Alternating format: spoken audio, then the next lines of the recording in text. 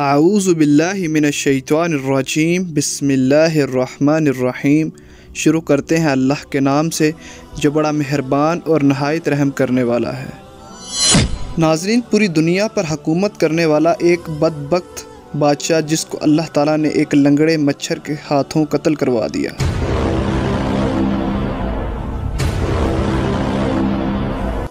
दुनिया की तारीख में ऐसे बहुत से बदबख्त बादशाह और फ़िरौन गुज़रे हैं जो अपनी बादशाही के नशे में आकर ख़ुद को खुदा कहलवाने लगे और नाउज़ुबिल्लाह खुदाई दावा करने लगे।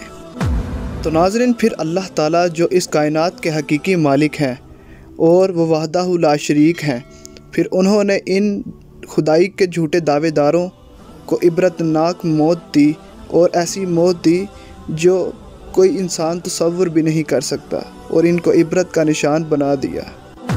प्यारे दोस्तों, खुदाई का दावा करने वाले बदबख्तों में से एक नाम नमरूद का भी था और ये नमरूद शहर बाबिल का हाकिम था। इसका नाम नमरूद बिन कनान बिन कोस बिन साम बिन नू था। तो नाज़रीन, दुनिया में बस 4 ऐसे हुक्मरान गुज़रे हैं जिन्होंने पूरी दुनिया पर हुकूमत की। उनमें से 2 ऐसे बादशाह थे जो मुसलमान थे। उनमें से एक का नाम हज़रत सुलेमान अलैहिस्सलाम और दूसरे का नाम हज़रत ज़ुल्करनैन अलैहिस्सलाम था।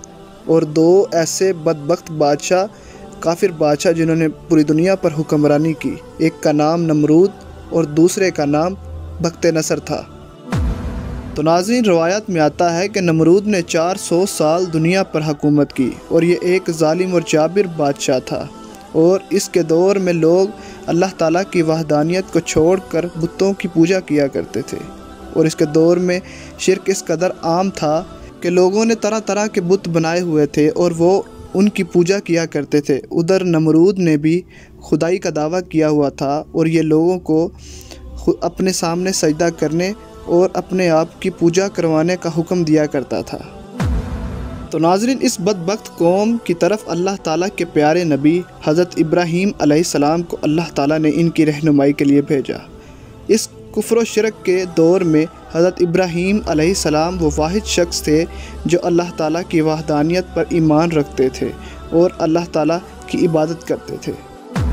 तो नाज़रीन, हज़रत इब्राहीम अलैहिस्सलाम ने जब नमरूदी कौम को बुतों की पूजा करते हुए देखा तो उनको अल्लाह ताला की वहदानियत से आगाह किया, अल्लाह ताला के वाहिद होने से आगाह किया और एक वाहिद खुदा की इबादत करने की तरफ बुलाया। मगर वो ऐसी बदबख्त कौम थी कि वो उसी तरह बुतों की पूजा करती रही।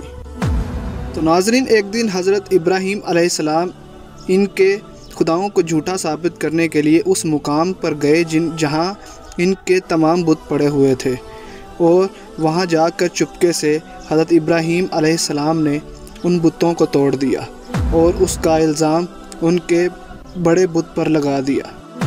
और नमरूदी जब वापस आए तो उन्होंने अपने तमाम खुदाओं को टूटा हुआ देखा और नमरूदी ये जानते थे कि ये काम करने वाला हज़रत इब्राहीम अलैहिस्सलाम है, क्योंकि वो ही बुतों के बजाय अल्लाह ताला की इबादत के बारे में बताते और उनकी इबादत करने का हुक्म देते हैं। तो इसी तरह नमरूदी कौम ने हज़रत इब्राहीम अलैहिस्सलाम को सबक सिखाने और इनको कत्ल करने का इरादा किया। और इस तरह तमाम नमरूदी मिलकर नमरूद के पास हाजिर हुए और जाकर सारा मुआजरा बताया और हज़रत इब्राहीम अलैहिस्सलाम को सज़ा देने के बारे में बात की। तो नमरूद ने जब ये सारा मुआजरा सुना तो नमरूद ने हुक्म दिया कि एक जगह आग जलाई जाए और वहाँ हज़रत इब्राहीम अलैहिस्सलाम को फेंक दिया जाए। तो इसी तरह काफ़ी दिन नमरूद के इस हुक्म पर अमल होता रहा और लकड़ियाँ जमा की गई और एक जगह आग जलाई गई और हज़रत इब्राहीम अलैहिस्सलाम को आग के अंदर डाल दिया। तो इसी तरह नाज़रीन, वो आग अल्लाह ताला के हुक्म से ठंडी और सलामती वाली हो गई। हज़रत इब्राहीम अलैहिस्सलाम फरमाते हैं कि मैं जितने दिन आग में रहा मुझे इस जैसा सुकून कहीं भी नहीं मिला। मैं अल्लाह ताला की ख़ास रहमतों के अंदर था। इस तरह नाज़रीन, जब हज़रत इब्राहीम अलैहिस्सलाम आग से बाहर निकले तो अल्लाह ताला के हुक्म से नमरूदी कौम और नमरूद को अल्लाह ताला के हक़ की दावत देने लगे और अल्लाह ताला की वहदानियत से आगाह करने लगे, अल्लाह के अज़ाब से आगाह करने लगे। लेकिन नमरूद जो अपनी बादशाही के नशे में पागल हो गया था, वो خدائی دعویٰ کرتا رہا اور حضرت ابراہیم علیہ السلام کا مذاق اڑاتا رہا۔ پھر بھی حضرت ابراہیم علیہ السلام نے بارہا نمرود کو اللہ تعالیٰ کی وحدانیت سے آگاہ کیا، مگر نمرود اسی طرح اپنے کفر و شرک پر ڈٹا رہا اور حضرت ابراہیم علیہ السلام کے سامنے خدائی کا دعویٰ کر دیا۔ تو پھر ناظرین، نمرود نے حضرت ابراہیم علیہ السلام سے سوال کیا کہ بتا تیرا رب کون ہے؟ تو حضرت ابراہیم علیہ السلام نے فرمایا کہ میرا رب وہ ہے جو زندگی اور موت دیتا ہے۔ تو اس بات کو سن کر نمرود اپنے تکبر سے مسکرایا اور کہنے لگا وہ تو میں بھی دے سکتا ہوں۔ تو اسی طرح ناظرین، اس کے دو قیدی جن کو سزائے موت ہو چکی تھی، اس نے ان کو بلایا اور ایک قیدی کو موت دے دی، پھانسی دے دی، اور ایک کو رہا کر دیا۔ اور اسی طرح حضرت ابراہیم علیہ السلام سے کہنے لگا کہ دیکھو میں نے ایک کو زندگی دے دی اور ایک کو موت۔ تو اس طرح ناظرین نمرود اپنی باطل دلیلیں دینے لگا اور بارہا اپنے تکبر سے باز نہ آیا اور حقیقی خدا ہونے کا دعویٰ کرنے لگا اور حضرت ابراہیم علیہ السلام سے کہنے لگا کہ بتا تیرا خدا کون ہے؟ تو اس وقت حضرت ابراہیم علیہ السلام نے اس بدبخت نمرود کی عقل کے مطابق اس کو یہ بولا کہ میرا رب وہ ہے جو مشرق سے سورج کو طلوع کرتا ہے اور مغرب میں اسے غروب کرتا ہے۔ اگر تو واقعی میں حقیقی خدا ہے تو مغرب سے طلوع کر کے دکھا سورج کو۔ یہ بات سن کر نمرود کے رنگ اڑ گئے اور وہ لاجواب ہو گیا اور وہ اپنی قوم کے سامنے رسوا ہو گیا۔ تو اس کے بعد بھی ناظرین حضرت ابراہیم علیہ السلام نے نمرود کو بارہا اللہ تعالیٰ کی وحدانیت سے آگاہ کیا، مگر نمرود اپنے کفر و شرک پر ڈٹا رہا اور حضرت ابراہیم علیہ السلام کے بار بار اللہ تعالیٰ کی وحدانیت کی طرف بلانے کی وجہ سے نمرود تنگ آ گیا اور کہنے لگا کہ اگر تیرا خدا سچا ہے تو اپنے خدا سے بول میرے ساتھ جنگ کرے۔ تو جب یہ بکواس کی نمرود نے تو حضرت جبرائیل علیہ السلام حضرت ابراہیم علیہ السلام کی بارگاہ میں تشریف لائے اور اللہ تعالیٰ کا حکم سنانے لگے اور کہنے لگے کہ یا نبی اللہ تعالیٰ کی فوج جنگ کے لیے تیار ہے۔ جب یہ پیغام حضرت ابراہیم علیہ السلام نے سنا تو حضرت ابراہیم علیہ السلام نے فرعون سے اللہ تعالیٰ کا پیغام سنایا اور کہا کہ اللہ تعالیٰ کا لشکر تیار ہے۔ تو ناظرین، اگر آپ نے ابھی تک ہمارا چینل سبسکرائب نہیں کیا تو ہمارا چینل سبسکرائب کر لیں اور گھنٹی کے بیل آئیکن کو پریس کر لیں۔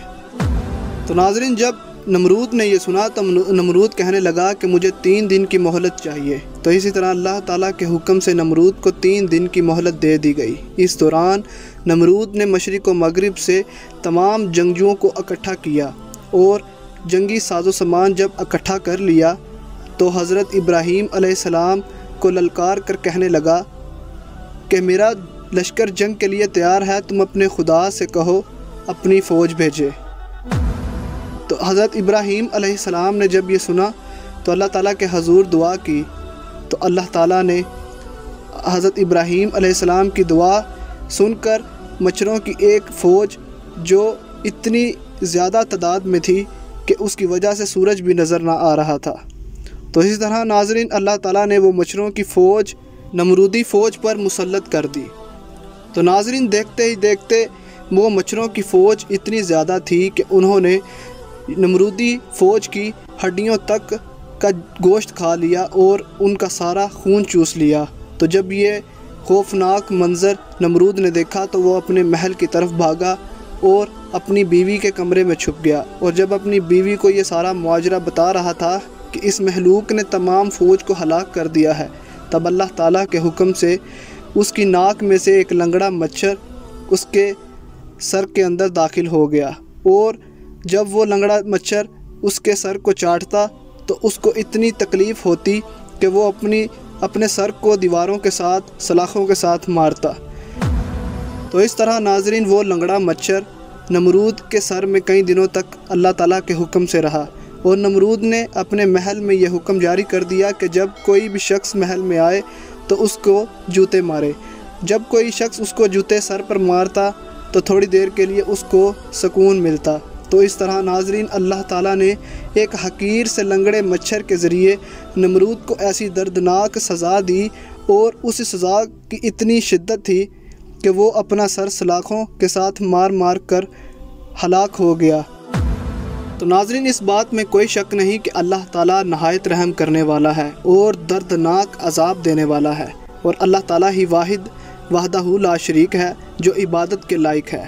تو ناظرین، جب بھی اللہ تعالیٰ کی ذات کو کسی ظالم بادشاہ یا کسی فرعون نے للکارا ہے تو اللہ تعالیٰ نے کسی حقیر مخلوق کے ذریعے اس کو ایسی دردناک عذاب سے مبتلا کیا کہ وہ دنیا کے لیے عبرت کا نشان بن گیا۔ اسی طرح نمرود بھی دنیا کے لیے عبرت کا نشان بن گیا۔ تو ناظرین، اللہ تعالیٰ کے حضور دعا ہے کہ اللہ تعالیٰ ہمیں سیدھا رستہ دکھائے۔ تو ناظرین، ابھی تک اگر آپ نے ہمارا چینل سبسکرائب نہیں کیا تو ہمارا چینل سبسکرائب کر لیں اور گھنٹی کے بیل آئیکن کو پریس کریں تاکہ آپ کو نئی معلوماتی اور تاریخی ویڈیو مل سکے۔ ملتے ہیں اپنی نیکسٹ ویڈیو میں، تب تک کے لیے اللہ حافظ۔